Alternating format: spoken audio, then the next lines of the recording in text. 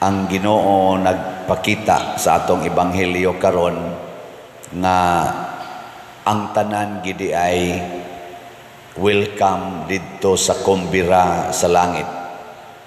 Way usa nga balibaran bisan kadtong wa mabilong sa iyang lungsod, iya gyapong i-welcome.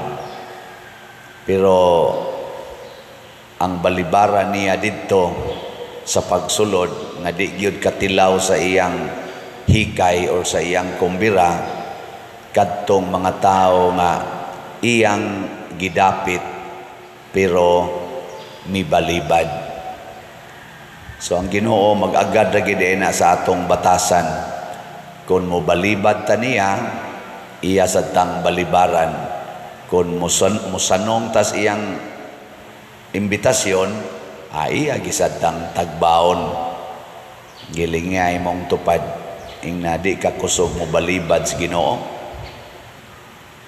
Pangutan na ba ing nadi ka di ka tigbalibad? Kada gid nato balibad sa imbitasyon sa Ginoo, iya dayon tang isalikway. Iyam sa ning gisulti sa lain nga bahin ingon siya, kung inyo kong ang kunon dinhi sa yuta, ang kunon sa tamo dinhi dito sa langit, pero inyo kong dili ko ninyo ang kunon dinhi sa yuta, di sa tamo ang kunon dito. Agad-agad na siya nato. Nya kanus aman ta imbitaron sa Ginoo diha sa mga sitwasyon sa atong kinabuhi. Ang gusto gyud Ginoo nga sa mga sitwasyon sa atong kinabuhi, siya gyoy first priority or first consideration. Sama aning nibalibad, ingon siya, nakapalit ko yuta, ako usang susihon. Unsa may iyang balibad, nakaschedule ko pagsusi sa napalit na kong yuta. Ana, hay may mas importante, ang Ginoo nga mo'y naghatag sa yuta o ang yuta nga hinatag sa Ginoo? Hay may importante ana. Ang naghatag sa yuta, na perting dako ang insulto. Murabag kaning mga batanon karon ba, mangayo og cellphone sa ilang ginikanan o say moabot nga rispari niya inig kahatag na nato sa cellphone kay gamiton lagi kuno sa ilang pag-eskwela, lingaw na kay sila sa cellphone nga di na gani managad sa naghatag sa cellphone. Kagabantay mo na? Kanabang murag na tuanak ka nagtanaw sige sa gihatag, pero ang naghatag din ani mo hinumduman. Sukong Ginoo ana. Di pa usa dirin balibad ay nakapalit kog 5 kaparisang baka. Ako paning sulayan, dili ko makaadto. Kinsa may naghatag sa baka? Ang Ginoo. Nya imong himuong rason ang baka aron dili ka makatambong sa imbitasyon sa Ginoo, na patay yu ka diha. Ang katapusan ingon siya, bag-o kong gikasal, dili ko makaadto. Okay, maghanimon pa mi. Kinsa may gahatag anang imong bana o imong asawa, kinsa gahimo ana? Biyahe na, biyahe. Basta imbitaro na kas Ginoo, biyahe ng asawa, biyahe ng bana. Ang kuyaw mo ingon sa ko na arabay ipapick up nga slot di sa koron magmisa. Ang saman, okay ra? Karon ra ba gitong alas 6 ipapick up ang slot, mamalit, dako-dako ra ba to? Di lang sa koron mo misa, o niya lang kung alas 12. Okay, dili. Di, oy, bahala na nagdi na nimo idayon og palit ang slot. Total ang akong gimisahan diri ang tag-iya maginistanan. Ana, ang kuyaw inig-imbitar ni mos Ginoo, palit nag-slot karon 100 pesos si Tio MM niya 500 SBF dag niya naadjud kay 3,000 diha sa imong bulsa. Nya di lang jud ka mo palit kay sus ako ra ba ding ipalit og kuan kana nga ang sa mga imong paliton bag-ong sapatos ana di lang sa ako mo palit og slot Lord ha. Jesus ingon ra bas Father Siano nga dinalian na kay ning palit sa sitiyo kay magsugod nagtrabaho sa mga balay. Di lang sa koron Lord kay ako sa ning ipalit og kuan ani ni ang sapatos or mga unsa pay bag-ong mga gadgets or palit ko nig bugas ana ka grabe naman sa dana pader hastang ipapalit og bugas ihog pag ihatag pag sa simbahan. Kinsa man day tagiya ang bugas day kinsa tagiyas bugas oo niya nganong ka na may imong siguroon nga ang Ginoo na may nangayo nimo diri og kana ganing para slot. Mo na nahitabo atong biyuda. Ang biyuda tungod sa iyang dakong gugma sa simbahan, ang iyang igpapalit og pagkaon nga matod pagani sa termino ni Hesus, ang iyang gisaligan aron mabuhi siya kay mao na lang gito iyang kwarta katong duha ka dako. Iya yung gihatag sa simbahan, gi-prioritize niya ang simbahan nga unta ang templo dato naman kaayo ang templos Ginoo, pero ang biyuda nga perting pobriha nga nisimba dito sa templo iyang gihog ang iyang tanang kwarta nga iyang gisaligan aron ipalit og pagkaon kay para sa biyuda mas importante ang Ginoo nga niimbitar nako karon nga mo offer ko kaysa akong panglawas kaysa akong kinabuhi.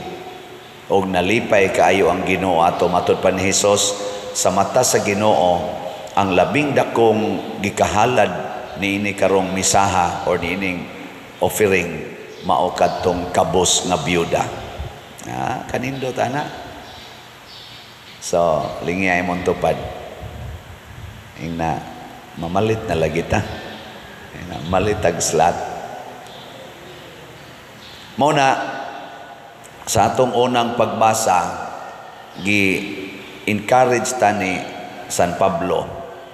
Anong iyang sulat nga to sa taga Pilipos. Mao man ni ang kaning sana may kayong pagka-describe ni San Pablo giunsa ni Hesus paghigugma ang sugo sa iyang amahan.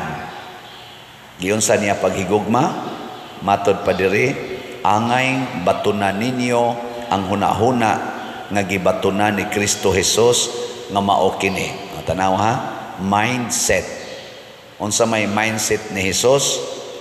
Diha niya kanunay ang kinaiya gayod sa Dios. Ngano man kinaiya sa Dios kay Dios man siya didto man gid siya sa langit gapuyo man siya in eternity Ginoo siya apan wala siya maghuna-huna pagpakigtupong sa Dios pinaagi sa kusog wa siya makig-equal sa Ginoo kay ngano man kabubuton man sa Dios Amahan sa Godhead kabubuton man nga siya ipadala din his kalibutan aron mahimong manluluwas niingon diri kundili sa iyang kaugalingong kabubuton iya kining gibiyaan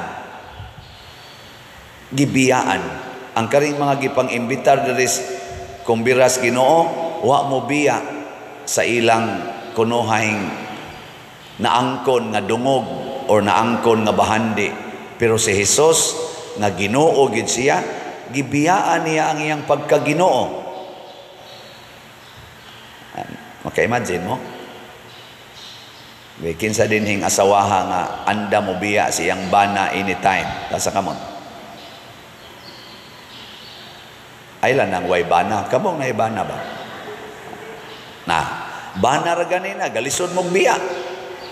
Kinsa dinhing mga banaha nga andam jud mo mobiya sa inyong asawa kung tawgo na mos Ginoo nga mamatay mo karon tasa ka mo di ni isa basig padong na sa ni siya naglagot sa asawa no Maglisod tagbiya oy. Kana imo ra gan inang pamilya. Magsige pa yun, simba ko padre, simba ko ay. Pero ang Ginoo in eternity kauban na sila, gibiyaan niya. Unya unsa may iyang giilis pagbiya niya sa iyang pagkaginoo. Tanawa ha? Natawo siya. O tana, biyaan niya. O gisulob niya ang kinaiya sa usa ka sulugoon. Pastilan, ang Ginoo nga mao'y nagbuhat sa tanan nga sa iya lang ganing pulong way makabalibad. Inig-ingon niya, let there be light, light dayon, let there be sea, naa dayoy dagat. Ang pulong sa Ginoo nga labihan kagamhanan, may desisyon nga magpakasulugoon. Gilinga imong tupad, na sugod karon imo na kong sulugoon. Ingna. Sugod karon imo na kong sulugoon. Ninduta ka, no? Ang mga ginikanan ba moingon sa mga anak, dai dong inyo naming sulugoon. Moingon dayong anak, ma palit dito Jollibee. Palit tayo. Sulugoon naman. Ma labi niya ni amo mga bulingon. Alam ba na yung ganito? Ma, di lang sa karon mo eskwela, tagay lang kong budget para computer game. Tagay ka. Sulugoon ko ka. Di ba? Nga, maingon sa dang pare, sa may sultis pare, sugo ako ninyo pag patukod og balay sa atong mga kabos nga pamilya. Mo na ako, sige jud kurog. Sige jud kog baligya og slot. Kaya nga naman, gisugo man ko, sobra ko na 100 kabuok ang nang-apply nga, pader, tabangi tao mis among balay, ana, gisugo man ko, sige kong baligya, balag baga na kaniya kong naong, ginganlan ako og Father Slatter, sige lang, dili naman Father Siano, Father Slatter, bisag asa ko mo ato, pader, mustang slat na to, pastilan kaniya kong naong, nahimo namang slat, noon. Bisagasa ko mo ato, hisgutan ginang slot. Inigpa-picture Alipader, picture ta. Naday mo sultip. Slot ha? Slot. Nako. Mura naman ikaw. Ang mupalit ba dyan ka ni silag slot? Nahimo siyang sulugon. Natao siya sama kanato ug nakita siya ingon nga tao. Ug kanimo ay pinaka-importante. Nagpaubos siya og nagmasinugtanon hangtod sa kamatayon. Kisa may iyang gisugot hangtod sa kamatayon ang tao. Gihukman siya sa tao, sa authority sa tao, nga ilansang siya sa cross. Muna ningon, nagmasinugtanon siya hangtod sa kamatayon, ang iyang kamatayon sa cross. Ang hinimo sa Ginoo mao kita. Siya'y gahimo nato. Pero kita mo'y nihukom niya nga ato siyang ilansang sa cross sa dihang nagpaubos siya. Imbis nga ato siyang sundon, ato siyang alagaran, ato na noong gilansang sa cross. Pero nisugot siya. Mao na, tungod kuno ani, gitagaan siya ngalan nga labaw sa tanang ngalan. Pagsakan niya nga tos langit, ang tanang binuhat sa langit, sa yuta o gilawom sa yuta, muluhod sa iyang atubangan. Ug mauna ni ang greatest power of God, ang iyang humility. Gisunod sa din ni Mama Mary, humility, nahimos Mama Mary Queen of Heaven and Earth. Ug sundon sa din nato ang pagpaubos, mahimo sa tang mga great persons. Ang ato rong mga leaders na naggubat, mga leaders sa nasod. Karong adlaw, murag karon magsugod ang eleksyon ang voting dito sa Amerika. Sige silag dinautay. Puparihara sa ato din siging dinautay, siging sinawayay, magampo ta. Ngakon, pinon ako bilib-bilib sa kuaning Amerika, kay inigdaog ang napildi mo concede dayon mo why 24 Why 24 hours eh? Mukonsida yun. Bisag sakit, mudawat. Lahi dinis ato. Sa ato. Siging away, inigdaog, di yun mo konsid, ingnon yung gitikas. Ingnon yung gitikas. Nya di yun mo konsid, di yun mo sunod sa nidaog. Supakon yun ang tanang gibuhat or desisyon sa midaog. Ingon ana tagbatasan, wa gyoy pagpaubos ba? Magpaubos ta. O kung nahitabo man nga ang nidaog mulansang nato sa cross, ato lang nandawaton. Kay sagdi lang inighuman nila glansang nato, kita man sad mo'y mahimong labing dako sa tanan. Muluhod ra na sa atong tiilan. Muluhod kanang nagpaubos, matod pa ni Hesus ipataas. Matod pa ni mahal nga Birhen Maria sa iyang Magnificat, gipukan niya ang mga gamhanan gikan sa ilang trono o gituboy niya ang mga mapaubsanon. Tanawa din sa atong nasod, bisan sa kalibutan nga sit-up, bisan sa inyong mga silingan, kinsa gyoy sagad mahimong sikat o tahuron sa mga tao. Ang nagsigig pataas kana mga pagarbuhon o kining mga mapaubsanon. Kanang tahuron gyud mga tao ba nga bisag namatay na handomon gyapon ang mga gara-garaon kana mga kuan kayo, domineering kayo o kining mga humble unya maalagaron. Kinsa man? Kinsa ang maalagaron, ang mapaubsanon o mapahitason? Ang mapaubsanon, maugid na'y tahuron sa mga tao, maugid na'y handomon sa mga tao. Sige, moagi na sila kalisod, kasakit o kamatayon, pero at the end, sila gid na mo'y sikat kaayo. Sila gid na mo'y sigihan og handom, og sigihan og sunod. Pero kaning mga buangon, mura ra nagbuwak nga mosidla kadiyot, malaos dayon. Mura ra na silag aso nga mo cloud nimo pero mahanaw ra sa dayon. Pero ang mga mapaubsanon, sama ni San Vicente Ferrer, sama sa mahal nga Birhen, sama sa mga santos, nangamatay na lang, pila na lang ka generations ang milabay, sila lang yapon maoy atong handomon, atong tahuron o pasidunggan din sa kalibutan. Muna, sa dili pa ta mga matay, matod pa diri sa atong tubag sa Salmo, daygon ko ikaw Ginoo diha sa pundok sa imong lungsod. Unsaon nato pagdaig ang Ginoo?